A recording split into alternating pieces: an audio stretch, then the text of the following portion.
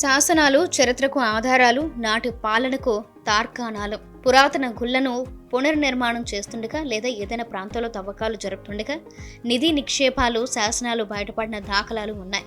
ఒక శాసనం బయటపడితే అప్పటి చారిత్రక విశేషాలు విస్పష్టంగా అర్థమవుతాయి. దీనితో పరిశోధన చేయడం వీలవుతుంది. తాజాగా మాచర్ల జిల్లాలో మరొక అరుదైన శాసనం వెలుగు చూసింది.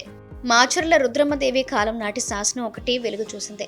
రాతిపై చెక్కిన ఈ శాసనం 2 ముక్కలుగా దొరికింది. ఒక ముక్క చింతల రామలింగేశ్వర స్వామి గేటు వద్ద ఉండగా మరొక ముక్క పొలం గట్టున పడి ఉంది.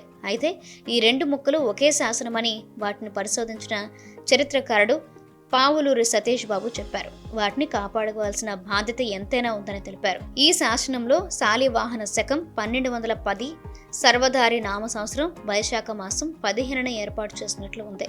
క్రీస్తు శకం 1288 ఏప్రిల్ 18న చెక్కిన ఈ శాసనంలో కాకతీయ రుద్రదేవ మహారాజు అనగా రుద్రమదేవి సేవకుడు బొల్నాయని కుమారుడైన మల్లికార్జున నాయకుడు పల్నాటి అంటే ప్రస్తుత పల్నాడులో మహాదేవచెర్ల అనగా ఈనాటి మాచర్లలోని రామనాథ దేవర అంగరంగ భోగాలకు శ్రీ పర్వత మలినాథ దేవర సాక్షిగా మెట్ట మాగాని భూములను దానం ఇచ్చినట్లుగా ఉంది.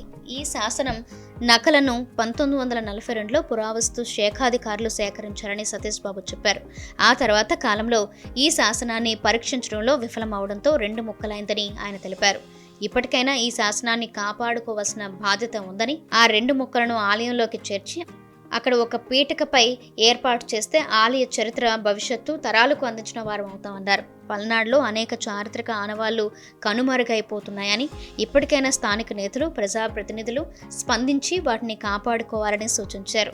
సతీష్ బాబుతో పాటు ఉప్పుతోళ్ల రమేష్, ఓరుగంటి చిన్నకేశవరావులు శాసనాన్ని పరిశీలించారు.